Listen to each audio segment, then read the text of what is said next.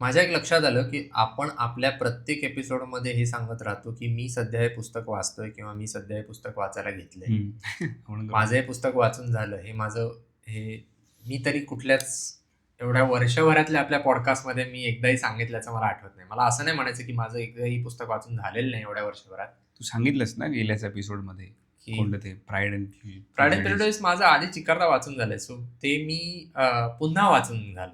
ते अच्छा. पारायण करण्यात काही कौतुक नाही. नव्याने एखादं हां. पुस्तक घेतलं आणि ते पूर्ण अख्खच्या अख्खं वाचून झालं. ओके. हे सांगण्यात जो जे समाधान आहे ना, ते मला लक्षात आलं, की मला कुठल्याच एपिसोडमध्ये ते दिसत नाही आणि त्यामुळे तो अधिकार प्राप्त होत नाही आपल्याला सांगण्याचा, की बाबा माझं हे अख्खं पुस्तक वाचून झालंय, आता मी यावर अभिप्राय देतोय.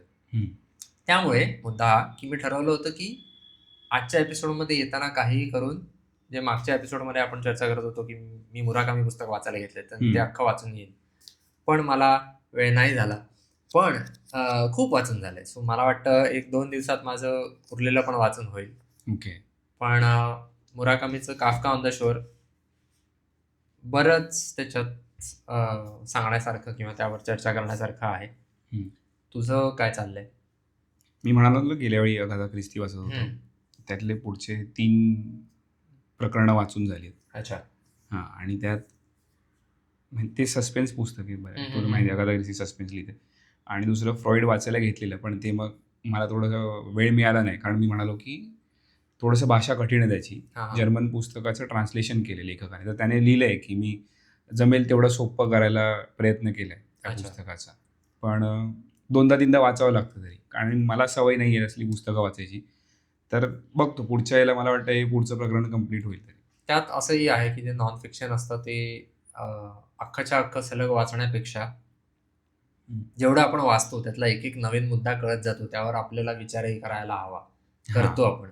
कारण जर सलग वाचून घेतलं तर समजा 10 मुद्दे मांडले असतील पुस्तकात, 8 विसरून जाऊ ना, शेवटचे फक्त 2-3 लक्षात राहतील. बरोबर. आता जसं अजून एक ते इगो इज द एनिमी वाचतोय ना रायन हॉलिडेचं. तर त्याच्यात एक पान वाचलं ना की थांबतोय. म्हणजे ते परत त्याचा कीस पाडून मग ते विचार करता येतोय, की अरे अच्छा हे इथे ह्या गोष्टी सांगितल्यात. मग तू स्वतः थोडा विचार करत बसला की लक्षात येतं. 4 गोष्टी कनेक्ट करता येतात. जसं आपण हे मनाच्या श्लोकासाठी करतोय. बरोबर. तसं मग ते थोडा फायदा होतो. रायन हॉलिडेची पुस्तकं मला खरोखर तशीच वाचावीशीच वाटतात. मी ऑब्स्टॅकल इज द वे वाचतो. ते एका वेळेला एक त्याचं प्रकरण पुरेसं असतं. मला वाटतं सकाळी उठल्यानंतर एक प्रकरण वाचावं आणि दिवस सुरू करावा. अशा शैलीचं ते पुस्तक आहे. त्याची पुस्तकं असतात असं वाटतं. कारण तो बघ ना त्याची प्रकरणं छोटी असतात ना त्याची. 2-3 पानाची प्रकरणं असतात. एकाचं कुठल्यातरी माणसाचं उदाहरण घेतलेलं असतं. त्याचा दाखला दिलेला असतो त्याचा कुठलातरी मुद्दा सिद्ध करण्यासाठी. मग इगो इज द एनिमीमध्ये सध्या कुठल्या माणसाचं उदाहरण चालू आहे? तो मागे तो कर्क काय नाव? कर्क हॅमिट. हा गेल्या एपिसोडमध्ये आपण त्याच्यावरती चर्चा केलेली होती, की तेच प्रकरण मी पूर्ण केलं. ते जरा मोठं होतं प्रकरण, म्हणजे 10-15 पानं असतील. पण ते म्हणालो तसं, की पूर्ण करणं सोपं आहे. ते पटापट वाचत बसायला काही प्रॉब्लेम नाहीये. पण ते वाचून त्याच्यावरती विचार करायला वेळ लागतो, की आणि समजून घ्यायला, पचवायला. तर कर्क हॅमिट बद्दल गेल्या वेळी वाचलेलं, त्याच्या प्रकरणाचं नाव आहे बी द स्टुडंट असं. म्हणजे की तुम्ही शिकत राहा आयुष्यभर. तर आपण चर्चा केली, की कर्क स्वतः तो शिकत होता. म्हणजे शिकत नव्हता तो आपला मोठा गिटारिस्ट होता, लीड गिटारिस्ट होता. तो त्याला मेटालिकामध्ये अपॉर्च्युनिटी मिळाली. मेटालिका सगळ्यात मोठा मेटल बँड आहे, म्हणजे फेमस आहे. कितीतरी मेटल बँड येऊन गेले. माझा भाऊ ऐकायचा गाणी, दादा ऐकायचा. मला काय एवढं आवडत नव्हतं. पण जुन्या लीड गिटारिस्टला काढून टाकला आणि ह्याला घेतलेलं. तर हा बोलला असता ना, की भाई मी तर शाणा आहे, मी असं आहे, मी शाणा आहे म्हणून मला घेतलंय, तू नाही येडा होता म्हणून त्याला काढला. पण हा गेला ना त्या जोसेफ ट्रेनीकडे शिकायला. तर त्याने अजून एक उदाहरण ह्याचं दिलंय. फ्रँक शॅमरॉक म्हणून बघ, गुगल कर फ्रँक शॅमरॉक. फ्रँक शॅमरॉकचं लिहिलंय. तर UFC फायटर होता हा. अच्छा. तर त्याने त्याचं उदाहरण दिलंय, की तो लोकांना सांगतो, की तुम्ही तुमच्यापेक्षा जी व्यक्ती चांगली आहे तिच्याकडून शिका. तुमच्या एक लेवलची जी असेल व्यक्ती, तो फायटर होता ना, तर तो त्याच्यापेक्षा जो चांगला फायटर होता. म्हणजे तो आता खेळायचा सोडला ना, रिटायर झाले. 53 वर्ष. तर तो त्या लोकांकडून म्हणजे जी लोक त्याच्यापेक्षा चांगले खेळणारे होते त्यांच्याकडून तो शिकत होता. जी लोक त्याच्या लेवलला आहेत त्यांना तो चॅलेंज करायचा, आणि जी लोक त्याच्यापेक्षा त्याला वाटते की हे माझ्यापेक्षा म्हणजे अजून नूब आहेत त्या फील्डमध्ये, त्यांना तो शिकवायचा. हे त्यांनी सगळ्यांना करायला सांगितले. पण आता ही गोष्ट करायला त्याला ऍक्सेप्ट करायला लागेल की कोणतरी माझ्यापेक्षा चांगले. कारण जर तो नंबर 1 जर तो नंबर 1 UFC फायटर आहे त्या काळचा, तर पण तरी तो ऍक्सेप्ट करतो की कोणतरी माझ्यापेक्षा चांगलं आहे, त्याच्याकडून मी शिकू शकतोय. खरंय. आणि दुसरं अजून एक की कोणतरी माझ्या लेवलला पण आहे. म्हणजे हे दोन्ही इगो मारूनच करू शकतो ना तू. कोणाला तरी आपल्या लेवलचा मानणं त्यात सुद्धा कसं असतं की तो एका अर्थी आव्हान असतं ते. की कारण त्याने तेच सांगितलं मला माहिती नाही मी जिंकेन की मी हरेन. त्याने तेच सांगितलं की तुम्ही चॅलेंज करा अशा व्यक्तीला. बरोबर. फटके पण काल तुम्ही, पण तुम्हाला तो व्यक्ती तो आता फायटिंग ट्रेनिंग मध्ये शिकत असेल त्या लोकांकडून. खरंय. अशी त्याने दुसरं शॅमरॉकचं उदाहरण दिलेलं. आणि मग त्याच्यात अजून कितीतरी अशी वाक्य लिहिली आहेत त्याने.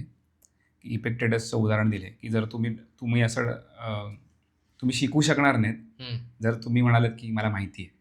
आणि आपलं एक खूपदा होत होतं, अजून पण होत असेल की अरे मला माहिती आहे, किंवा आपण एकमेकांना तोडतो आणि आपण अज्युम करतो की हा जे बोलतो ते मला माहिती आहे. कळला मुद्दा कळला. पण आपण एक्सपेक्ट नाही करत की अरे हा अजून काहीतरी ह्याला जोडून नवीन एक मुद्दा सांगेल जो आपल्यासाठी नवीन असेल. अच्छा. ते शक्य तितकं कमी करायचा प्रयत्न आपण करतोय. कधी कधी असं पण होतं की दुसरा माणूस काहीतरी बोलून घेतो त्याचं, आणि त्याचं बोलून झाल्यानंतर आपण लगेच आपला दुसरा भलताच विषय सुरू करतो. कारण ते ह्यामुळे होतं की आपल्याला काहीतरी बोलण्यामध्ये रस असतो आणि आपण थांबले असतो ह्याचा मुद्दा कधी संपतोय.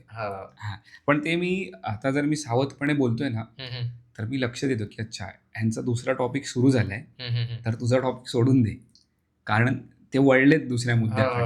मग तू परत ओढून ताणून त्यांना परत मागच्या मुद्द्यावरती आणतोय, आणि तो तेवढा महत्वाचा आहे का त्याच्यावरती चर्चा करायला. जर तसा संबंध जोडता आला आणि तो तितक्या सहजपणे जोडता आला तर गोष्ट वेगळी. कधी कधी असं होतं बघ की समजा आपण आपल्या जुन्याच मुद्द्याकडे, जुन्या विषयाकडे परत त्या माणसाला वळवलं, त्या माणसाचा चेहरा जरासा असा म्हणजे कुठेतरी त्याच्या चेहऱ्यावरती नाराजी दिसते. जरी त्याने चेहरा अगदी काय म्हणतात निर्विकार ठेवला तरी थोडं त्याच्या नजरेत दिसतं की अरे हा परत तिकडेच गेला. म्हणजे आता 2 मुद्दे झाले की एक की चल तो बोलता बोलता आपले कसं आपण चर्चा करतो, आता आपण काही मुद्दे लिहून ठेवतो की ह्याच्यावरती बोलायचंय म्हणून आपण त्याला पकडून होत, नाहीतर आपण पण कुठेही भरकडत जातो. तर ते होतं की चर्चा करत असताना आपण भरकडत जातो, आणि मग समोरच्या व्यक्तीला एका दुसऱ्या टॉपिक म्हणजे दुसऱ्या विषयावर बोलायची इच्छा असते. आणि मग असं न ती एक गोष्ट झाली की त्याला दुसऱ्या विषयावरती बोलायची इच्छा आहे. किंवा जसं आता फ्रॉइडच्या गेल्या आपण बोललो बघ त्या गोष्टीमध्ये की तो प्रवास करत होता, त्याला विषय बदलायचा होता, त्याला त्या विषयावर बोलायचं नव्हतं. मग तू जबरदस्ती त्या माणसाला तिकडे खेचून आणतेस परत. ह्याच्यावर बोलूया ना, मस्त आहे, ऐक ना मला जास्त बोलता येईल यावर. जसं मी आधी करत होतो कॉलेज विलेजमध्ये असताना, खाली जाऊन इतिहासावरती अरे हा तो असा होता, चंद्रगुप्ताने हे केलं वगैरे. अरे लोकांना नाही इंटरेस्ट. कारण मला इतिहास आवडतो, कारण मी त्याला व्हिज्युअलाइज करून असा विचार करतो जे फायटिंग वेटिंग बद्दल, म्हणजे जे लढाया वगैरे झाल्या असतील, अरे काय इमॅजिन काय होत असेल. यात पण 2 गोष्टी की लॉर्ड ऑफ द रिंग वगैरे सारखे मूवीज आहेत जे एकदम मस्त त्यांनी मस्त दाखवले म्हणजे फायटिंगमध्ये, पण त्याच्यात तुला जी भीषण वास्तव्य ते दाखवत नाहीत ते काय होते. जसं आता तो all silent on the western front म्हणून मूवी आहे बघ नेटफ्लिक्सवरती. ऑल सायलेंट ऑन द ते पुस्तक आहे, असं काहीतरी नाव आहे बघ त्याचं. तर तो एकदम तो बघून तुला वाटेल बाई युद्ध नको. पहिल्या महायुद्धावरती मूवी आहे तो, आणि त्याच्यात एकदम असं होतं की अरे बापरे बाप की काय हालत बेकार आहे. अच्छा. कारण जर्मनीच्या सगळ्यांना जबरदस्ती पकडून नेतात युद्धाला, जात असताना ते एकदम असे जोशात असतात. तेव्हा तर तो राजा होता ना, कैसार होता ना. तेव्हा ते एकदम जोशात असतात, वा वा जर्मनी ह्या त्या. तिकडे युद्धावर गेल्यावर कळतं अरे बापरे थंडी आहे, पाणी नाही प्यायला, खाणं नाही, काय लोकांची हालत खराब झाली आहे. ते बघून तुला वाटतं की नको बाबा. पण ते कोण आहे शिरीष कणेकरांचं मागे एक हे होतं ऐकलेलं की असं आहे जेव्हा त्यांचे स्टँडअप, ते म्हणालेले शाळा पाडा आणि चित्रपट बनवा, तिकडे सगळे म्हणजे चित्रगृह बनवा. अच्छा. चित्रपटगृह बनवा, थिएटर्स बनवा की भाई लोक मूवी बघतील आणि बोलतील हा हे पाहिजे. कारण मला वाटतं इतिहास मूवीजने जास्ती समजला जाऊ शकतो, पण ते की मूवी जो बनवतोय त्याचा पर्स्पेक्टिव्ह काय आहे. ते चित्रपटांमध्ये काय होतं, विशेषतः ऐतिहासिक चित्रपटांच्या बाबतीत, की त्याच्या निमित्ताने तो चित्रपट अगदी किती थर्ड क्लास जरी असला, तरी त्या निमित्ताने कुतूहल जागं होतं त्या विषयाबद्दलचं. आता एका बाईने Redditवरती काय करते ते सांगितलं होतं. ती म्हणाली होती, की मला जेव्हा एखाद्या प्रश्नाचं उत्तर हवं असतं, ती कोडर, प्रोग्रॅमर वगैरे आहे. तर ती म्हणाली, की मला एखाद्या प्रश्नाचं उत्तर हवं असतं, तेव्हा मी आधी काय करायचे, Redditवर जायचे आणि तो प्रश्न टाकायचे आणि त्याला कोणी उत्तर द्यायचं नाही. मग मी आता काय करायला लागले, मी प्रश्न टाकते, दुसऱ्या कुठल्यातरी अकाउंटवरनं येऊन मुद्दाम घाणेरडं चुकीचं उत्तर लिहिते. अच्छा. तर मग लोक मला सुधारायला, माझ्या चुका काढायला म्हणून माझ्या कमेंटला उत्तर देतात. ओके. आणि त्यातनं मला माझ्या प्रश्नाचं उत्तर मिळतं.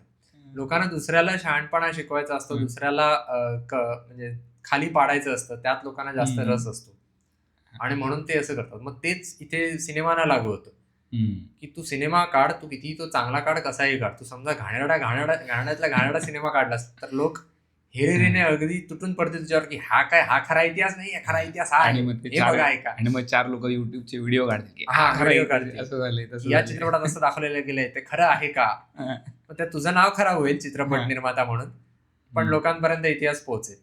बरोबर, तो मुद्दा आहे. म्हणजे बाजीराव मस्तानी, मी त्याबद्दल लिहिलं होतं, की पूर्वीचे जे सगळे नाटककार, कवी किंवा जुने लोक, भास आहे, तर भासाने कर्णभार नावाचं नाटक लिहिलंय. मला वाटतं आपल्याला होतं का, शाळेत होतं नाही, काय स्टोरी नंतर मी संस्कृत, तुला शल्य माहिती आहे ना, पर्व वाचतोय तर ते शल्य आणि तर शल्य कर्णाचा सारथी झाला होता महाभारताच्या युद्धात. आणि प्रत्यक्षात असं आहे की शल्य सोडून गेला, म्हणजे तो पूर्ण सोडून गेला की काय मला आठवत नाही, पण तो पूर्ण वेळ कर्णाला घालून पाडून बोलत राहिला. मी पुढे बघितलं नाही, वाचलं नाहीये मी. हे त्या पर्वमध्ये की महाभारताची गोष्ट आहे. नाही, हे पर्वमध्ये आहे का? पर्वमध्ये मला वाटतं तो सरळ रथ सोडून निघूनच जातो कदाचित. स्पॉइलर देतोयस मला तू विचारलंस पर्वमध्ये आहे का, मग मी काय वाचलं नाही. तू विचारलं, मग आता विचारलंस कशाला? मी फक्त विचारतो हे पर्वमध्ये आहे का, बोलू नकोस, कारण स्पॉइलर देऊ नकोस, तिथे सांगून टाकलं. बरं ठीक आहे. तर तो त्याचा अपमान करतो पूर्ण वेळ, त्याला हेडीस बोलत राहतो. आता कर्णभारात त्यांनी कसं केलंय, की तो कर्णाच्या पराक्रमाने इम्प्रेस होतो. ओके. कर्णभारात. कर्णभार नाटकात तसं दाखवलंय. कर्णभार नाटकात ना, बरोबर. हा. आणि कर्णभार, तर त्या नाटकात तसं दाखवलंय. ती बघून मला प्रश्न पडला, की अरे हा त्या काळचा भन्साळी आहे नाही का? कारण तू विचार कर, बाजीराव मस्तानी चित्रपट असा बघून वाटतं काय बंडाल चित्रपट आहे. बाजीराव पेशव्यांचा किती मोठा पराक्रम दाखवायला हवा, सगळं दाखवायला हवं. ते दाखवले ते काहीतरी असे अॅनिमे स्टंट दाखवले आणि मग सगळा फोकस रोमांसवर घेतला मस्तानी बरोबरच्या. तर मग ते बरोबर नाही वाटत ना, न्याय मिळाला त्या पात्राला असं वाटत नाही ना. त्या लोकांना वाटतं का की हे ऍक्शन मूवीज चालणार नाहीत, म्हणजे हॉलिवूडमध्ये एवढ्याशा ऍक्शन मूवीज येतात आणि ते चालतात, मग ह्यांना वाटतं का की फक्त रोमॅन्टिकच मूवी बघणार लोक? पण आता धुरंधर खूपच जास्त चाललं. हो, मला असं नाही वाटत की सगळेच जण या फॉर्म्युलाचा विचार करून काम करत असतील. त्यांचे स्वतःचे घराचे सेट असतील फॉर्म्युले, आणि शेवटी प्रत्येकाचं असं असतं की बाबा मी हा प्रयोग करून बघतोय, चालला तर चालला, असं असतं ना शेवटी. तर त्यांनी त्यांच्या दृष्टीने तो चित्रपट मांडला, त्यावरनं काय बोंबाबोंब व्हायची ती झाली, आणि सगळेजण म्हणजे अगदी ते पिंगा ग बाई पिंगा गाण्यावरनं पण हे झालं की बाजीराव पेशव्यांची बायको प्रत्यक्षात जर लंगडीच होती ना, काहीतरी तिच्या अधू होती वाट, पाय नीट नव्हता, असं काहीतरी होतं. आणि मग ती पिंगा ग बाई पिंगा कसं, पण प्रत्यक्षात ती कधी भेटलीच नाही मस्तानीला वगैरे, असं बरंच काय काय त्यानंतर आलं. पण ते मुळात ते सगळं सुरू झालं, त्यात ती सगळी माहिती बाहेर आली का, कारण लोकांच्या डोक्यात हे आलं की अरे हे चुकीचं दाखवलंय, मग आपण आता खरं काय ते लोकांपुढे मांडायला हवं. त्या निमित्ताने त्या विषयाला हात घातला जातो आणि बोलायला सुरुवात होते. अच्छा, हे गुगल सांगते की तिला आर्थरायटिस होतं, फिजिकली ती हे नव्हती, हा. पण माहीत नाही, मी वाचलं नाहीये बाजीरावबद्दल. मी फक्त एक उत्तरार्ध म्हणून वाचलेलं पुस्तक इतिहासाचं. अच्छा. हां, ते लायब्ररीमधून आणून वाचलेलं.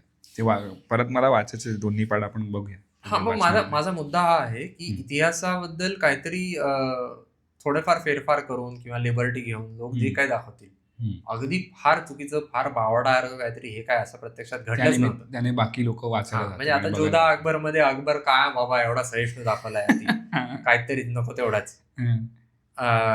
तर ते बघून मग आपल्याला वाटतं की अरे यार प्रत्यक्षात कुठे असं होतं. मग ठीक आहे, प्रत्यक्षात जर असं नव्हतं तर चार लोक लगेच काहीतरी लिहितात, निबंध लिहितात, गोष्ट लिहितात नेटवर, आणि त्या विषयाचा बाकी कोणीतरी वाचायला घेतो. मग अर्थातच असं होईल की 100 लोक चित्रपट बघून त्यातले 80 लोक म्हणतील की बाबा हाच इतिहास आहे वाटतं. ठीक आहे, कारण 20 लोक हे काय मला माहिती नाही, मला कुतूहल आहे. 20 लोकांचे 10 लोक म्हणतील की मला हे नक्की खरं आहे का याविषयी कुतूहल आहे. 10 लोक म्हणतील की मला आणखीन जाणून घ्यायचंय आणि वाचायला घेतील. तर बाबा 100 जे 20 लोक ज्यांनी कधी इतिहास तो वाचलाच नसतात, त्यानिमित्ताने त्यांनी वाचायला घेतलात, तेही नसे थोडके. हा विचार आपण करू शकतो. आता तो मोहनजोदाडो म्हणून मूवी आले बघ, त्याच्यात दाखवले की घोडा बघून तो एकदम असा होतो, अरे हा काय प्राणी आला घोडा, मग तो हातबीत लावतो. मग मी एखादा व्हिडिओ बघितलेला, राजीव मल्होत्रा होते वाटतं, राजीव मल्होत्रा त्यावर बरेच बोलले की घोडा हा भारतात आधीपासून होता. हा, तो अरबांनी इकडे नाही आणला. मग ते त्याच्यात जर तू दाखवतो की घोडा बाहेरून आला, त्याचा अर्थ होतो की आपण मागास होतो, कारण घोडा सगळीकडे दळणवळणाला वापरला जायचा.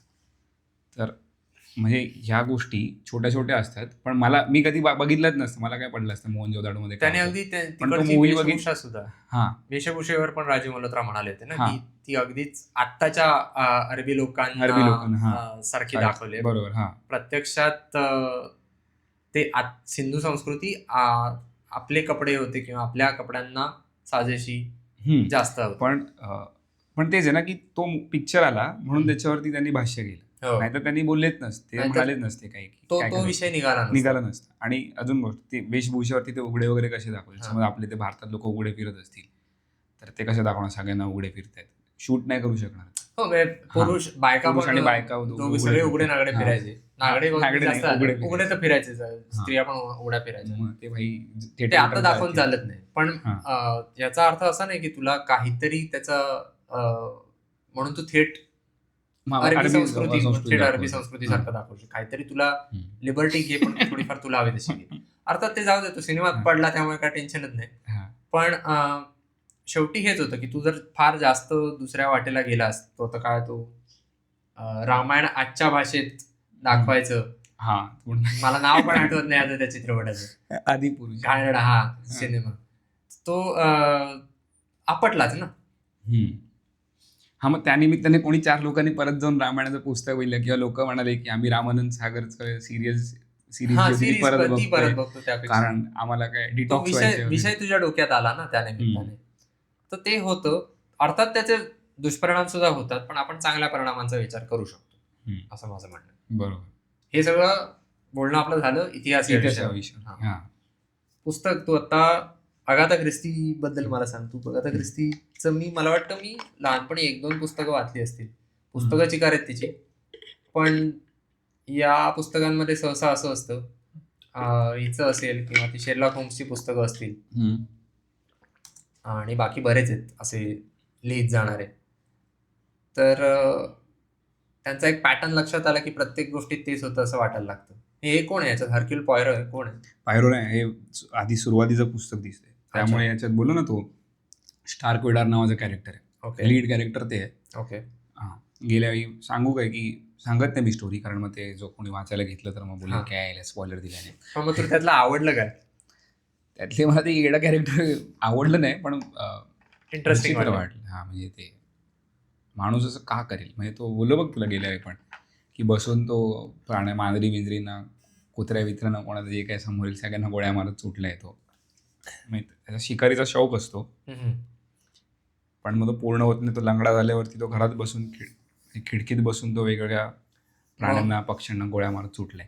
त्या धुरंधर 2 मध्ये त्या मेजर इक्बालचा बाप दाखवलाय, तो जहांगीर.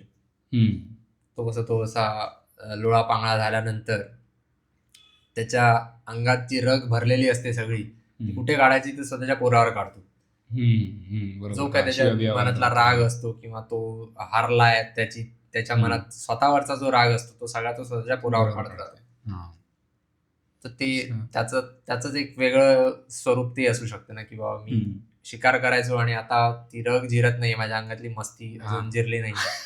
काहीतरी आपली मांजरी बिंजरी कोण दिसते पण हे किती विचित्र आहे. म्हणजे तू एक प्राणी आहेस आणि तुझी काही चूक नाही, तू जस्ट चाललायस निवांतपणे आणि रॅन्डमली कुठून तरी एक गोळी आली बसली तुला. अरे त्याच्यात आणि तो असं येडा कॅरेक्टर दाखवलं. तो असं त्याच्या घरी नर्स येत असते सुद्धा एक कोणतरी, तर मग रस्त्यावर गोळी मारतो तर ती घाबरून पळायला लागते, जाडी असते ती नर्स, मग ती पळते आणि हा परत गोळ्या बिळ्या मारून हसायला लागतो जोर जोरात, बघा बघा जाडी कशी पळते. येत नाही परत कधी. म्हणजे त्याचंच मर्डर झालेलं दाखवलंय. मग तो स्टार किडर बोलतो, अरे अशा कॅरेक्टरचं मर्डर होणं हे काय वाईट नाही होणार, तसं काहीतरी जो करतोय. परत मग तुला जो विक्टिम आहे तोच मजेशीर वाटतोय. विक्टिम मला हे असं वाटत नाही की इथं काही स्टोरीजमध्ये विक्टिम जो मरतो, जो मर्डर झालेला असतो त्याच्याबद्दल दुःख वाटतं की अरे हा मारला गेला. तर इथे हे कॅरेक्टर तिने असं दाखवलंय की त्याच्याबद्दल काय वाटत नाहीये. अगाथा ख्रिस्तीचाच murder on the Orient Express नावाचं पुस्तक आहे. मी तो मूवी बघितलाय. मी पण मूवी बघितलाय. ते त्याच्यात हर्क्युल पायरो आहे. मर्डर ऑन द नाईल मध्ये पण काहीतरी, पण मी जुना पाहिलाय, शॉन कॉनरी असलेला. शॉन कॉनरी त्यात पॉयरो नाहीये, त्यात तो एक कॅरेक्टर आहे. मी आता जो नवीन आलेला ना तो बघितला. अच्छा. त्याच्यात मला वाटतं तो गिल्डरॉय लॉकहार्ट आहे पॉयरो. जो गिल्डरॉय लॉकहार्ट आहे तो तोच आहे ना? थांबा, हो तोच आहे. यप. तर त्यात पण जो कॅरेक्टर मरतो मर्डर ऑन द ओरिएंट एक्सप्रेसमध्ये, तो स्वतः त्याने काहीतरी कुठल्या तरी लहान मुलीला किडनॅप वगैरे केलेलं असतं आणि असं सगळं आहे ना. पण आता हिचं पुस्तक वाचवतो ना, हिच्यात भाषा थोडीशी मला अशी अवघड म्हणजे काही शब्दांचे अर्थ मला माहीत नाही होते. तर ते बघत होतो की इंटरनेटवरती दिसतं पण ना की यार त्यातले किती शब्द आता वापरात आहेत, तर ते वापरलेच जात नाहीत. तर तिने जे शब्द तेव्हा वापरले असतील लिहिताना तिची पुस्तकं, तेव्हा कदाचित नेहमीच्या वापरातले शब्द असतील. पण आता असं होतं की ते नाही वापरले जात. पण ते अजूनही साहित्यात कदाचित वापरले जात असतील. एक अर्बन डिक्शनरी नावाचं प्लॅटफॉर्म आहे, तुला माहिती आहे? नाही. काय करतात ते? आता त्याच्यात सगळंच म्हणजे आजच्या कंटेम्पररी इंग्लिश मध्ये आलेले शब्द ते कदाचित अजून ऑक्सफर्डने समजा स्वीकारलेले असतील नसतील सांगता येत नाही, पण काही वाक्प्रचार, फ्रेजेस वगैरे असे सगळे प्रकार ते अर्बन डिक्शनरी मध्ये जाऊन त्यांचे अर्थ तुला शोधता येतात प्रॉपर. आता AI आहे तर सगळंच झालंय सोपं, पण तरी ओके. तर तो एक मुद्दा होता की ते कदाचित वापरात नाही आहेत म्हणून वाटत असेल. असे तर खूपच शब्द आहेत जे आपल्याला मला माहीत नाही आहेत, पण ठीक आहे बोललो की चल. आणि एक गोष्ट कशी होते की एखादा जो लेखक असतो सुरुवातीला ते शब्द वापरतो, तेच पुढे चालू राहतात. मग समज आता मी हिचं पुस्तक वाचलं आणि मी अजून हिची 4 पुस्तकं घेतली, तर मग ते सेम असतात ते शब्द. जसं मी तुला मगाशी हॅरी पॉटर बद्दल बोललो, हॅरी पॉटरची सिरीज पहिले 2 तसे सोपंच आहेत तिचे, पण त्यातले काही शब्द असे असतील जे मला माहीत नव्हते, पण नंतर ते रिपीट होत राहतात. मग ते कळतं चल हे शब्दांवरनं. आणि तू हॅरी पॉटर पण म्हणालास म्हणून त्याच्या 2 गमती मला सांगतो. पहिलं तर हे की हॅरी पॉटर ब्रिटिश इंग्लिश आहे. तर तुला जेलचं ब्रिटिश स्पेलिंग माहिती आहे का? जेल या शब्दाचं नाही. काय आता JAIL लिहितात ना? पण ते अमेरिकन आहे. H असतो का याच्यामध्ये? नाही, H नसतो, GAOL. मी पहिल्यांदा वाचलं, मी म्हटलं मी गेऑल वाचत राहिलो, पण ते gaol is an older primarily British, Australian and Irish spelling of the word jail. GAOL. ते मी पहिल्यांदा वाचलं तिच्या पुस्तकामध्ये आणि मी कदाचित मी जेव्हा पहिल्यांदा ती पुस्तकं वाचली होती थोडं लहान असताना, तेव्हा मी त्याला आपलं वाचत गेलो असेल ना कुठला तरी आहे शब्द, कारण मी तेव्हा बरंच करायचो की प्रत्येक शब्दाचा अर्थ बघत बसायचो नाही, म्हटलं साधारण आपल्याला कळलं ना पुरेसं आहे. नंतर मोठा झाल्यावर मी वाचतोय म्हटलं गेऑल गेऑल काय आहे हे, आणि तो कॉन्टेक्स्ट बघून वाटत होतं की यार हा शब्द इथे जेल असायला हवा. जाऊन बघितलं तर म्हटलं याचा उच्चार जेलच आहे. म्हणजे इथे लिहिले ब्रिटिश स्पेलिंग आहे जेल. म्हणजे आपला जेल हा शब्द किती जुना आहे, आपल्या लहानपणापासून आपल्याला माहिती आहे. पण जेल उच्चार बघायला गेलं तर JAL बरोबर वाटतं ते, कारण आपल्या कारण अमेरिकन इंग्लिश आहे ते उच्चारानुसार करतात, म्हणजे त्याच्यात ते चिकार बदल करतात. आपण सल्फर म्हणतो तर त्याच्यात PHUR SULPHUR असं आपलं स्पेलिंग आहे. अमेरिकन स्पेलिंग FUR आहे, PH नाही आहे. म्हणजे ते असे बरेच बदल करतात बऱ्याच ठिकाणी. आता फेवरेट शब्द आहे, फेवरेट शब्द ब्रिटिश स्पेलिंग मध्ये OU आहे, तो यू काढून टाकतो. कलर मधला यू अमेरिकन इंग्लिश काढून टाकतो, बऱ्याच ठिकाणी काढून टाकतो. बरोबर, ते त्यांनी केलेलं आहे चिकार ठिकाणी, आणि त्यामुळे उच्चारानुसार बरेच स्पेलिंग केलेले आहेत. ते एका अर्थी बरोबरही वाटतं. हा, कारण आपल्या मराठीमध्ये तसं असतं ना, तुझी जसं लिहितो आपण देवनागरीमध्ये तसा तो उच्चार असतो. असं काही असं काही गाळत मिळत नाही, सायलेंट बिलेंट प्रकार नाही, सायलेंट वगैरे प्रकार नाही. त्यामुळे पण त्यामुळे ते नवीन शब्द एक तर कळतात. तर ती एक गंमत की पहिल्यांदा जेल या शब्दाचाच मला मुळात अर्थ माहिती, म्हणजे मूळ स्पेलिंगच मला त्याचं माहिती नव्हतं, कारण ते मूळ स्पेलिंगच आहे ना. अमेरिकन स्पेलिंग आहे, नंतर बाबा तो उच्चारानुसार काय ते लिहा ना असं करून केलेलं आहे. तर ते एक. दुसरं म्हणजे तू शब्दांबद्दल म्हणत होतास, तर आता मला आठवत नाही की कुठला शब्द, पण स्टीफन फ्राय म्हणायला हवं. स्टीवन फ्राय तुला माहिती, तू चेहऱ्याने माहिती असेल, तू गुगल करून बघितलंस तर. तो त्याने हॅरी पॉटरच्या ऑडिओ बुक्सचं रेकॉर्डिंग केलेलं आहे. ह्याला बघितलंय कुठे. ऍक्टर आहे तू सिनेमात वगैरे पाहिला असेल त्याला. तर किंवा तू शेरलॉक होम्स पाहिलायस का सिनेमा, या रॉबर्ट डॉनी ज्युनियरचा? V for Vendetta मध्ये येतो. ओके. तर तो त्याने ऑडिओ बुक्सचं रेकॉर्डिंग केलेलं आहे, आणि त्याला काही शब्द उच्चारता येत नव्हते. मध्ये स्पेलिंग बदलली काय? तर त्याने J.K. रोलिंगची अट होती की ऑडिओ बुक्स ही जशी पब्लिश केलेली पुस्तकं आहेत, प्रकाशित केलेली पुस्तकं आहेत, त्याच्यातलं लिहिलेला मजकूर आहे तशीच्या तशीच रेकॉर्ड झाली पाहिजे. तिने ती अट घातलेली होती. तर त्याला ते शब्द उच्चारता येईनात म्हणून त्याने तिला फोन लावला, रेकॉर्डिंग चालू असताना थांबवलं आणि फोन लावला तिला. म्हणाला की अरे मला हा शब्द उच्चारता येत नाहीये नीट, तर मी बदलू का, जरा वेगळा शब्द वापरतो वगैरे. तो म्हणाला की मला कळलं की तिकडे शी स्माइल्ड, तर स्माइलचा काय हे नसतो, पण मला कळलं की ती शी स्माइल्ड, कारण तिचा टोन बदलला आणि ती फक्त म्हणाली नो. आणि ती मला वाटतं 3ऱ्या का 4थ्या पुस्तकात होतं, आणि तो म्हणाला की कशी आहे ती बघा. तिने मुद्दाहून त्यानंतरची पुस्तकं लिहायची बाकी होती, सगळ्या पुस्तकांमध्ये तो शब्द घातला, कारण मीच ते सगळे रेकॉर्ड करणार होतो.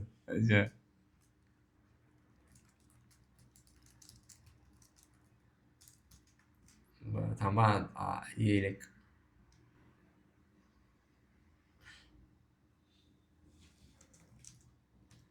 हॅरी पॉकेटेड इट असं सांगतात.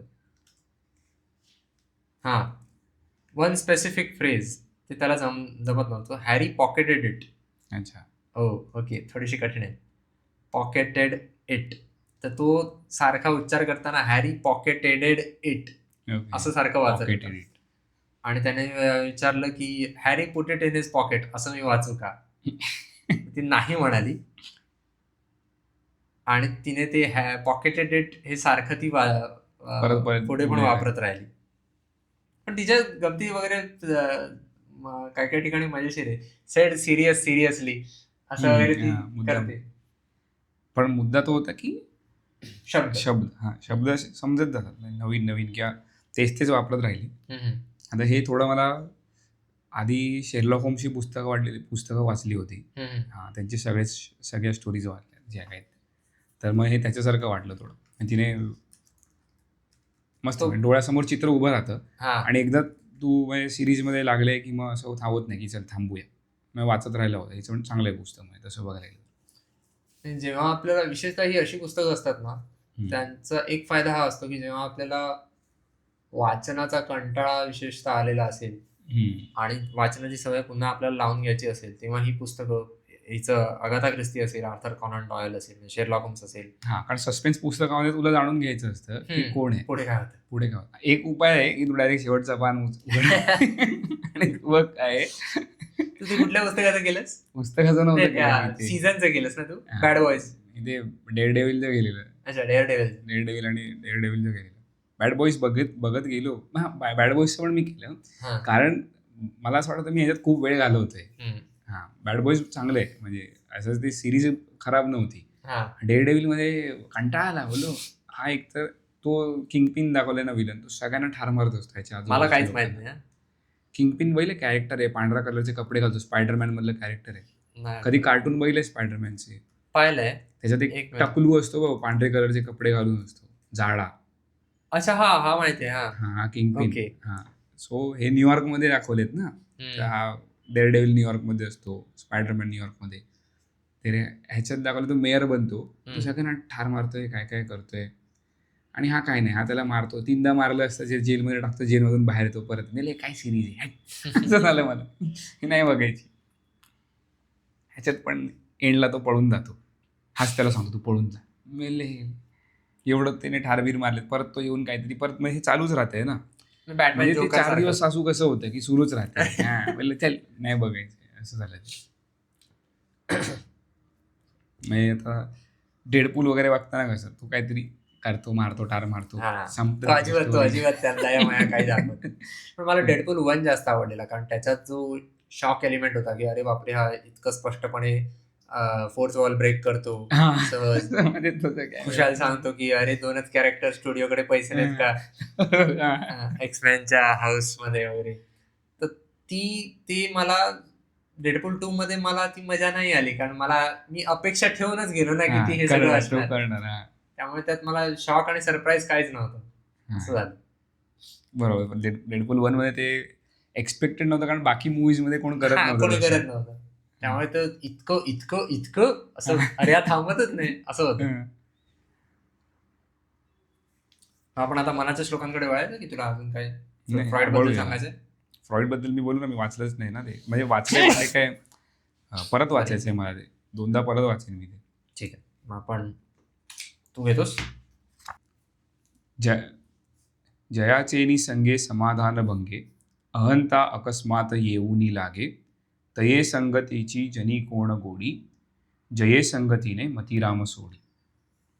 आता हे पहिले जोडे बघ, जयाचेनी संगे समाधान भंगे, हे तिकडे होते. तो कॅरेक्टर आहे अगाथा ख्रिस्ती मधला, बोललो गोळ्या मारणारा. तो त्याच्याबरोबर कोण राहिला, कोणाला राहिला? तसंच झालं ना की घरातले हैराण असणार ना अशा व्यक्तीमुळे, भले तो तिथे गोळ्या मारतोय, पण हा, तर त्याला काय अवॉइड करू शकत नसतील, कारण घरातलं जे म्हटल्यावरती. मी प्राइड अँड प्रेजुडिस मधला जो मिस्टर कॉलिन्स आहे, तो तुला पात्र म्हणून वाचायला मजेशीर वाटतो. कोणता पात्र आहे? मिस्टर कॉलिन्स नावाचं एक पात्र आहे. Collins, okay. हा, की तो बडबड तो एकीकडे असं दाखवतो की बाबा मी किती नम्र आहे, आणि फारच म्हणजे तो असा खूपच कौतुक करणारा, फारच गोड बोलणारा वगैरे. पण तो क्लर्जीमॅन असतो, तर त्याला स्वतःविषयी थोडा अभिमान पण असतो. ओके. आणि त्याचे सगळे शिष्टाचार, सगळे त्याचे मॅनर्स असे फार तयारीने त्याने सराव करून ठरवलेले असतात. तो जाऊन मुद्दामून प्रत्येक गोष्टीचं कौतुक करणार. तुझ्या घरात आला तर मला तुम्ही घरात बोलवलं त्याबद्दल तुमचे खूप खूप आभार आहे 10 वेळा म्हणेल.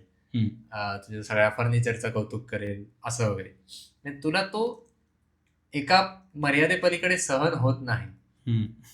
आणि जो मिस्टर बेनेट दाखवलेला आहे हिरोईनचा बाप, त्याला तो आधी कॉमेडी वाटतो म्हणून तो त्याला एंटरटेन वगैरे करतो. पण त्याची स्वतःची एक ठरलेली वेळ असते की त्याला दिवसभरात त्याच्या स्वतःच्या लायब्ररीत बसून शांतपणे पुस्तक वाचायचं असतं. ओके. तर ते तू सारखा कॉलेज त्याच्याबरोबर त्याच्या लायब्ररीत बसून बडबड करत राहतो, तर त्याला ते सहन होत नाही. म्हणून तो त्याला स्वतःच्या मुलींबरोबर पाठवून देतो की या चालल्यात फिरायला बाजारात, तू जा त्यांच्याबरोबर, त्यांना घेऊन जा. आणि हो मी जाईन ना असं करून तो जातो. ते मिस्टर बेनेट स्वतः कॉलेजचं बाबा माझं समाधान अजिबात बरोबर. भंग पावता कामा नये हम्म. या विचाराने कॉलेजला घालवून लावतो आणि कॉलेजला जवळजवळ प्रत्येक जण घालवून लावतो. तो हिरोईनला आता हे याच्यात स्पॉइलर बिलर काय प्रकार नाही. प्राईड अँड प्रेजुडाइस Movie आहे ना, हा. खूप हा मूवी हम्म. पण आलेला आहे, खूप जुनं पुस्तक आहे. तर तो एलिझाबेथला म्हणजे जी हिरोईन आहे हम्म. तिला तो लग्नाची मागणी घालतो. ती नाही म्हणते, हाड ओढवून लावते आणि तरी तो म्हणतो नाही तुम्ही बायका तर आधी नाही म्हणतातच ना, पहिलं तुम्हाला प्रपोज केल्यावर तुमची ती पद्धतच असते. त्या आणि तुला तुला दुसरं कोण लग्नाची मागणी घालणार असं काही वाटत तर नाही, तुझ्याकडे काही स्टेट बिस्टेट काय नाही. त्यामुळे मला तरी वाटतं की according to the practice of elegant females you are only काय improving my love by suspense असं का असं काहीतरी पुढे म्हणतो. तर आणि म्हणतो म्हणजे मी करतच राहणार. हा. त्यामुळे मी पण पुन्हा propose एकदा करेन, हा. पुन्हा एकदा मी प्रपोज करेन तिला. हम्म. ती असं सगळं आहे. तर तो एकदा तिला प्रपोज करतो, ती मग स्पष्टपणे नाही म्हणते. मग तिची आई पण म्हणते की ती वेडी आहे, काय बरोबर, हा. वेडी आहे, तर मग मी कशाला तिच्याशी लग्न करू असं वगैरे म्हणतो. आणि मग तो जाऊन शेजारच्या मुलीशी लग्न करतो. शेजारच्या घरात राहणार आहे, शेजारी ज्यांच्या, आणि त्या मुलीचं लग्न होत नसतं.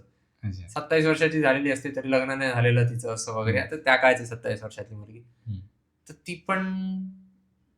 पण ठरवून लग्न करते, त्याच्याशी तयार होते आणि ती हिची फार चांगली मैत्रीण असते एलिझाबेथची. वेळ लागलाय तुला तर त्याशी का लग्न करते, पण ते त्यांना ते पाळावं लागतं की अरे नाही आता तुझं लग्न ठरलंय तर कसं बोलणार. हा. पण मग तो एक मुद्दा की बाबा ज्याच्या सहवासात राहून तुझं डोकं फिरेल त्याच्याबरोबर का राहावं ना. पण तिला माझं लग्न झालेलं हवंय, माझा संसार थाटलेला हवाय, मला माझं घर हवंय, मला मी माझ्या आई बाबांना रोज झाले असं नको व्हायला, म्हणून ती. पण नंतर ती पण स्मार्ट असते. ती काय करते, ती नवऱ्याला म्हणते बागकाम करत जा, बागकाम करणं फार चांगलं असतं तब्येतीला. तो पूर्ण वेळ तो घराबाहेरच थांबतो, ती घरात मजा मारते. असं ते दाखवलंय. अगदी तुला समजा कोणाच्या संगतीत राहावंच लागणार असेल, पर्यायच नसेल. पण हे कॅरेक्टर तसंच दाखवलं ना, जर तू विचार करत नसशील तर पुढचं पण वाक्य बघ, अहंता अकस्मात येऊनी लागे. तर कोण येऊन उगाच तुझी सतत वाहवाही करत असेल तर मग तुला वाटू शकतं मी कोणतरी शहाणा आहे काय. म्हणजे तू त्याचा जेवढा विचार करणारा नसशील तर. किंवा उलट पण होऊ शकतं, कोण तुझं सतत घालून पाडून बोलणारा असेल तर मध्ये दोन्ही गोष्टी येऊ शकतात. एक तर इन्फिरिटी कॉम्प्लेक्स, किंवा तुला वाटेल की नाही हा कोण मला बोलणारा. बरोबर. एक न्यूनगंड येऊ शकतो. किंवा कशाही प्रकारे आता लोक जेव्हा आपण सुद्धा एकंदरीत कधी पण काय होतं बघ, कोणतरी काहीतरी म्हणतं आणि आपण म्हणतो अरे हिंदू धर्माला नावं ठेवलेत, आमच्या देवांबद्दल असं म्हणतो, हा आम्हाला असं म्हणतो, कसं काय बाहेरचा माणूस येऊन आमच्याविषयी असं काय, भारतीय संस्कृतीची भारताला नावं ठेवतो. एक मला वाटतं तू जर व्यवस्थित विचार केलास, आपल्याला जेव्हा आपला समजा कॅमेरासमोर आपल्याला विचारलं तुझं अमेरिकेविषयी काय मत आहे, तसे आहेत व्हिडिओ, वाटेल ते बोलतात, मनाला येईल ते बोलतात. आणि अमेरिकन्स ते व्हिडिओ बघत पण नसतील. हा, अमेरिकनला पडलेले नाही की भारतीयांचं आपल्याविषयी काय मत आहे. आपण मात्र जो कोणी आपल्याविषयी जे काय उलटसुलट म्हणतो त्यावरनं लगेच भडकतो. अरे आमच्याविषयी असं काय म्हणू शकता, कसं काय म्हणू शकता. मुळात मला वाटतं हा भडकण्याचा स्वभाव तो इन्सिक्युरिटी मधून येतो की तुझा स्वतःवर तेवढा विश्वास नाही, स्वतःच्या श्रद्धेवर, मूल्यांवर किंवा देशावर, काही एकंदरीत जे काही तुझं आहे त्यावर तुझा नीट विश्वास नाही. त्यामुळे तू बाकी कोणी काही म्हटलं तुला उलट सुलट तर तू लगेच व्यथित होतोस.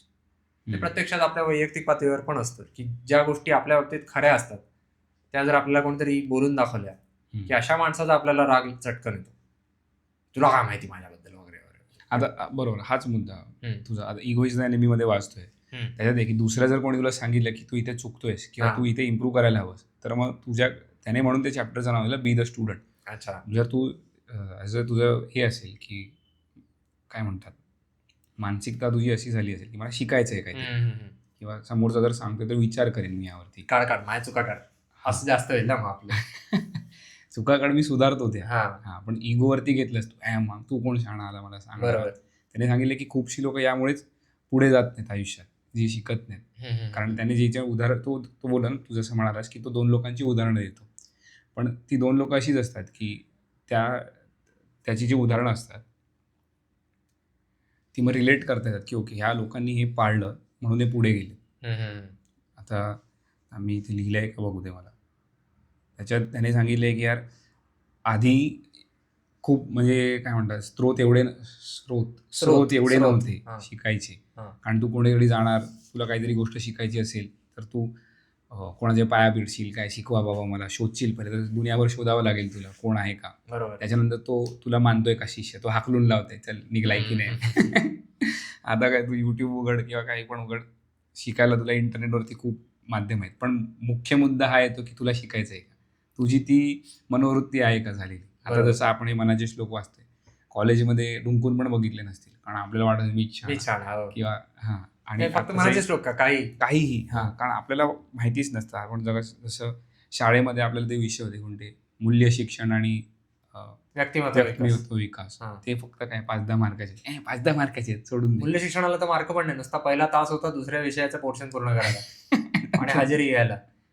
मग ते कारण जपानमध्ये तर हे 2 विषय खूप महत्त्वाचे आहेत ना. तुला 10 वर्षापर्यंत हेच शिकवलं जातं, की तुझी पर्सनॅलिटी आणि तुझं एकंदरीत सिव्हिक सेन्स कसा असला पाहिजे.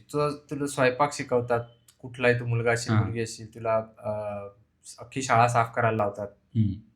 आणि बऱ्याच गोष्टी आहेत. एक मुख्य म्हणजे त्यांचं आता काळजी ही शिकवण्याचा गोष्ट प्रकार साफ आहे. करायला लावणं आपल्या इथे केलं तर काय. आमच्या मुलाला कैर काढायला लावा, असं होईल ना ते. हां. नोकरांची कामं आमच्या मुलांना नाही करायला लावायची, असं हां. ते थोडं होतं. मग ते शाळा कुठल्या, एक मला वाटतं शाळेने पहिल्यांदा पूर्ण मार्केटिंगच असं करायला हवं, की आम्ही आमच्या शाळेमध्ये मुलं घडवतो हं. चांगल्या पद्धतीने. आणि घडवण्यासाठी काय काय करणार आम्ही हे करतो. हं. आता तुम्हाला घालायचं तर घाला आमच्या शाळेत. नंतर येऊन बोंबाबोंब करायची नाही की आमच्या मुलांना हे शिकवलं. हं. मग ज्यांना बाबा शिकवायचे तेच येतील. बरोबर. असं उगाच कोणीतरी बाबा आम्ही शाणे राहा शाणे. हां.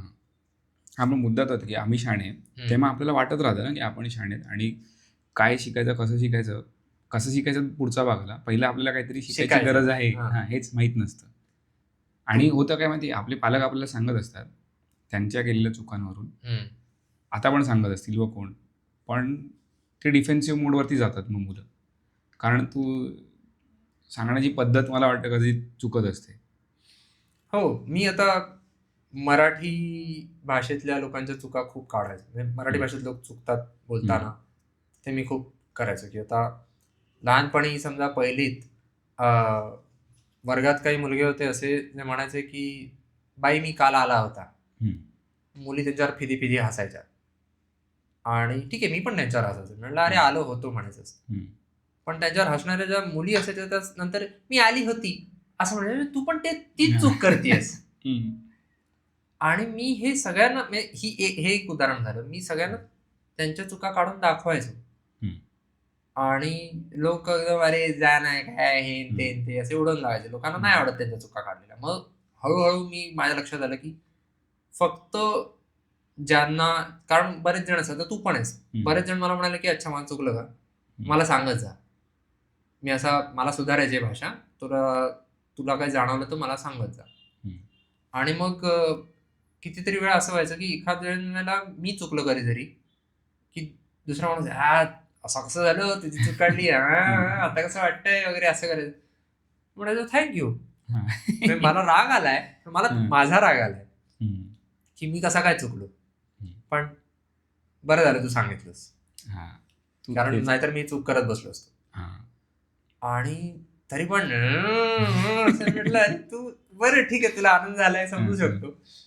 मला नाही फरक पडलेला. मला फक्त माझी चूक सुधारून मिळाली याचा मला आनंद आहे. मग त्याच्यात मुद्दा तोच होता की आपण चुकत असतो, पण आपण काय कसं घेतोय त्या गोष्टीला. की आता जसं तो फायटरचं उदाहरण दिलं ना त्याने फ्रायनिकचं, तर तो चुकत असणार पण त्याच्या चुका काय वेगळ्या लेवलच्या असतील की काय.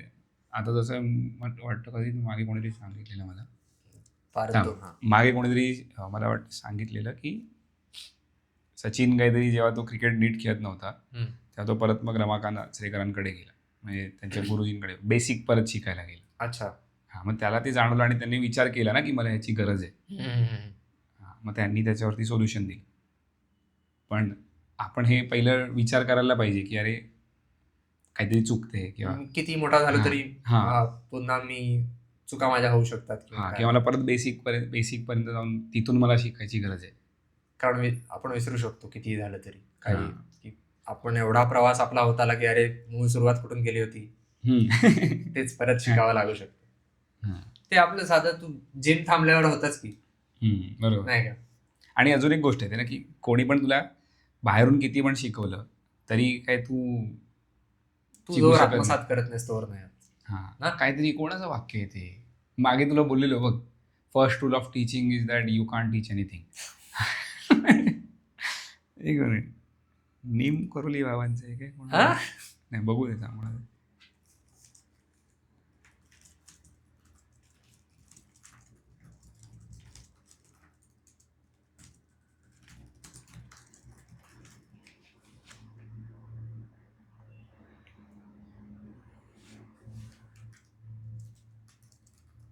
अरबिंदोंचं, सर अरबिंदो. अच्छा.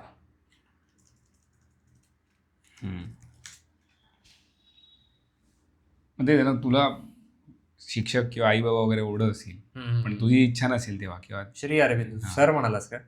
नाही, काय म्हणालो मी, सर अरविंद म्हणाल. श्री श्री अरविंद. श्री अरविंद. काय म्हणत सॉरी. तेच की आपली जोपर्यंत इच्छा होत नाही, मानसिकता बदलत नाही, आपला दृष्टिकोन बदलत नाही एखाद्या गोष्टीकडे बघण्याचा, तोपर्यंत काय फरक पडत नाही. हे बाकी पण बऱ्याच जणांनी अशाच थाटाचं म्हटलेलं आहे. सॉक्रेटिस म्हणाला, I cannot teach anybody anything, I can only make them think. Galileo म्हणाला, you cannot teach a man anything, you can only help him find it within himself. म्हणून हेच आहे ना, आपण आता ही सेल्फ हेल्प बुक जर वाचतोय, पुस्तकं जर वाचतोय, तर जोपर्यंत आपण विचार नाही करणार त्या गोष्टींचा, ती पानं वाचून, तोपर्यंत काय अर्थ नाही आहे. कारण नुसते वाचत गेलो, ते पूर्ण केली आपण ती पुस्तकं, तर फक्त तेच झालं ना की तो काहीतरी ही इज टीचिंग आणि आपण फक्त वाचलं, ओके ठीक आहे, म्हणजे पण ते नुसतं भिनलं नाही म्हणण्यापुरतं. डोक्यामध्ये. हां, असं. मागे मुकुल आला होता ना, त्याच्याशी बोलताना, पुस्तकांविषयी त्याच्याशी बोलताना की बाबा मला वाचन वाढवायचंय तर काय करावं, त्याने त्याची कारणं सांगितली की त्याला वाचन जास्त कशामुळे करावं असं वाटतं वगैरे. ती फार म्हणाला उथळ कारणं असतात आणि ती चालतं. म्हणजे ती तुझं उथळ कारण असतं की मला आपलं जसं ठरलं की बाबा कॅमेरा पुढ्यात बोलायचंय मला, की बाबा माझं एवढं पुस्तक वाचून झालं, हे पुरेसं कारण आहे. कारण त्या निमित्ताने आपलं वाचन होतं. आता त्यात आपण आपल्याला हवं तेवढं स्वातंत्र्य घेऊ शकतो की मी अख्खं पुस्तक वाचून घेणार आणि कॅमेरासमोर बडबडणार की मी मला मिळालेल्या वेळेत जेवढं वाचता येईल तेवढं वाचून येणार आणि त्यातनं मला जे शिकायला मिळालंय त्याविषयी बोलणार. ते तर आपण आपल्या तत्वानुसार त्याच्यात थोडाफार बदल करू शकतो की किती उथळ, म्हणजे नेमकं किती उथळ राहायचंय मला आणि मला खरोखर त्यातनं फायदा किती व्हायला हवा, हा विचार. आता ते इगोवरती बोलवतो ना मागाशी, त्याने एक उदाहरण दिले की, उदाहरण म्हणजे त्याने वाक्य असं लिहिले की a good student is like a sponge who sucks everything. Success म्हणणार ना, म्हणजे चांगली गोष्टी आणि फिल्टर करतो, चांगल्या गोष्टी तो फिल्टर पण करतो.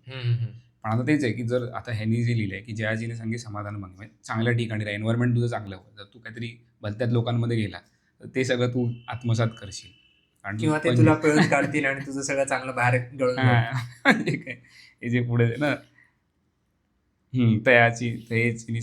तये संगतीची जनी कोणी गोडी, जय संगती राम सोडी. हा, मध्ये पिळून काढतात तुला तिथून. हो, त्या माणसांबरोबर आपण असं होतं ना बऱ्याचदा की आपण लहानपणापासून एक काहीतरी शिकत आलेलो असतो, आपल्या घरच्यांनी आपल्याला काय काय सांगितलेलं असतं आणि आपल्याला ते मनापासून पटलेलंही असतं की हो बरोबर आहे. पण मग वर्गात अशी कूल पोरं बॅक बेंचर्स वगैरे, त्यांच्या अंगात चिकार मस्ती असते, म्हणतात चल रे दांड्या मारूया, चल शाळेला दांडी मारून मधल्या सुट्टीत आपण पळून जाऊ आणि जाऊन त्या 1-2 रुपयाच्या पेप्सी खाऊ आणि आपल्याला घरून सांगितलं अजिबात खायच्या नाहीत, घाणेरडं कुठलं पाणी माहित नाही, पण आपण पेप्सी तर खाल्ली, सगळ्यांनीच खाल्लेली असेल. तू खाल्लीस की नाही, खायचंच का शाळेत? खात होतो. मग ते शेवटी होतं की आपण त्या वेळेला जे आपल्याला बंड करायचं असतं ते करतो आणि नंतर मग मोठं झाल्यानंतर अरे हो रे, म्हणजे आईबाबांनीच सांगितलेलं बरोबर होतं. त्या वेळेला ज्या मस्तीखोर मुलांबरोबर राहतो, आपला वेळ जातो, मग आपल्यालाच कधीतरी लक्षात येतं की अरे जरा जास्तच मस्तीखोर आहे, आपल्याला एवढं नाही राहायचं. पेक्षा आपण एक समतोल साधूया.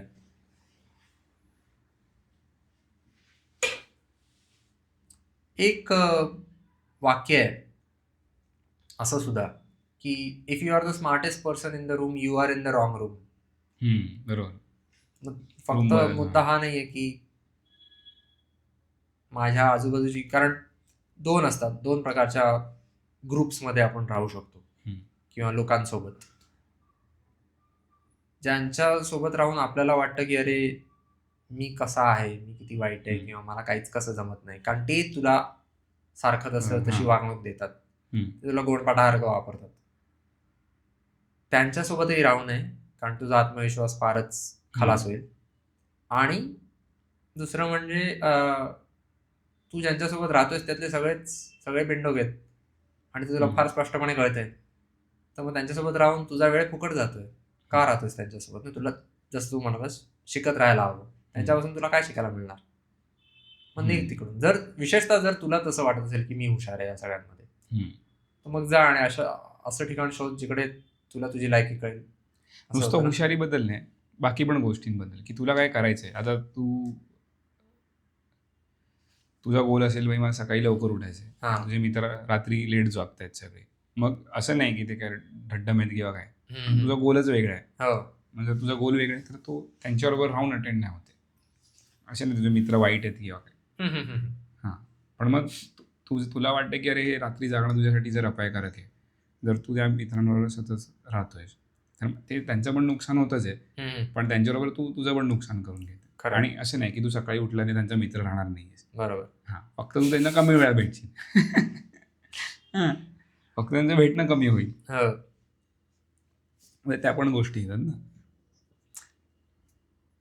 चांगलं. पण हा श्लोक मला तसा आवडला, म्हणजे ह्याच्यात नवीन काही कळलं अशातला भाग नाही. हे रिपीट आहे, कारण हे आपण आधीच खूप वेळा पडले एन्व्हायरमेंट आणि. पण मला तरी हा श्लोक आवडला, म्हणजे या श्लोकाची रचना मला छान वाटली एकंदरीत. जयाचे निसंगे समाधान भंगी, अहंता अकस्मात येऊ निलागे, तये संगतीची जनी कोण गोडी, जय संगतीने मती राम. हे आता ह्याचाही अर्थ एक्स्ट्रीम लेवलला पण लावू शकतो, की कोणतरी एक माणूस येतोय तुझ्या आजूबाजूला, असं तू मग असं एक उदाहरण दिलंस की रिपल्सिव्ह वाटतंय, नको हा, समाधान एकदम भंग होतंय, हा डोकं फिरवतो. असं. पण आपण वेगवेगळ्या, जसं मी म्हणालो की रात्री झोपण्या बिपण्याचं उदाहरण दिलं, त्याला पण तू घेऊ शकतो. एक बऱ्याचदा असं होतं की काही माणसांना आपण अशा रीतीने जवळ केलेलं असतं आणि आपण त्यांच्या बाबतीत थोडे बधीर असतो की हा माणूस तर आपल्या जवळचा आहे आणि आपण त्याला जवळचा मानलेलं असतं. कदाचित आपण लहानपणापासून त्याचे मित्र असो म्हणून, किंवा कदाचित तो आपल्या शेजारी राहतोय म्हणून, आणि आपण काय डोकं तेवढं लावत नाही. अरे यार, माणसात राहायचं असतं, प्रत्येकाचे स्वभाव असतात, प्रत्येकाची वृत्ती असते, सगळ्यांमध्ये दोष असतात, जुळवून घ्यायला शिकायला हवं, ते सगळं बरोबर आहे. पण प्रत्येक गोष्टीची मर्यादा असते. आणि कधी कधी आपल्याला सवयीमुळे लक्षात येत नाही की एखादा माणूस किती नकारात्मक परिणाम करत असतो आपल्यावर. ते जेव्हा लक्षात यायला लागतं की अरे हा काय, हा किचकिची आहे, कायम हा तक्रारच करत असतो. कदाचित आपल्याला त्याची तक्रार करण्याची शैली आवडत असेल, या मस्त बोलतो, आपल्या हे लक्षात येत नाही की तो मस्त पैकी वाईट गोष्टी बोलतोय. तर ते लक्षात यायला सुद्धा वेळ लागतो. एक साधारण त्याच्याबरोबर काही वर्ष घालवल्यानंतर एक दिवस अचानक कदाचित तिसरा माणूस सांगतो अरे हा नेहमी असा का बोलतो, तेव्हा कदाचित जाणीव होते. बरोबर. तर ते अशा माणसांना ओळखता यायला हवं. पण मला तोही एक प्रश्न पडायला लागला हल्ली की त्यांना पार दूर लोटून नाही चालणार नाही आपल्याला, कारण आपली सहनशक्ती वाढायला हवी. नाही वाटत? अगदीच पार नाही, मी उद्यापासून तुला भेटणारच नाही, तसं पण नाही. तू मित्रांबद्दल म्हणालास ते त्या सवयीचा भाग होता. मी थोडा स्वभावाविषयी म्हण किंवा सूर असे एकंदर म्हण, कधीतरी त्यांच्या हे बाकीच्या गोष्टींना पण लागू होतं ना रे, की तू काय काय गोष्टींनी तुझं समाधान भंग होतोय. तू न्यूजपेपर वाचतोस, बोल सकाळ सकाळ उठल्या तुला दिसतंय डोक्यात झालं, मूड खराब केलं, नको त्या गोष्टी. आणि त्या गोष्टी नाही केलं तरी फरक नाही पडत. तुला एक बातमी मला नाही कळली, कुठून ना कुठून तरी कोणतरी सांगणार त्याची खूप महत्वाची आहे. बरोबर. किंवा आता टीव्ही लावल्यावरती कोणते चॅनल आहेत ते डायरेक्ट मिसाईल इकडून तिकडून जात असतात, तुला कळत रे काय. ते तर थोडं मनोरंजनच होतं, फक्त ते अगदी कमी प्रतीचं मनोरंजन आहे, याचा राग येतो. पण हे झालं ना, तुझं समाधान भंग होऊन तू हानी केलीच ना स्वतःची. हो. चालेल मग. ठीक आहे, डन. डन.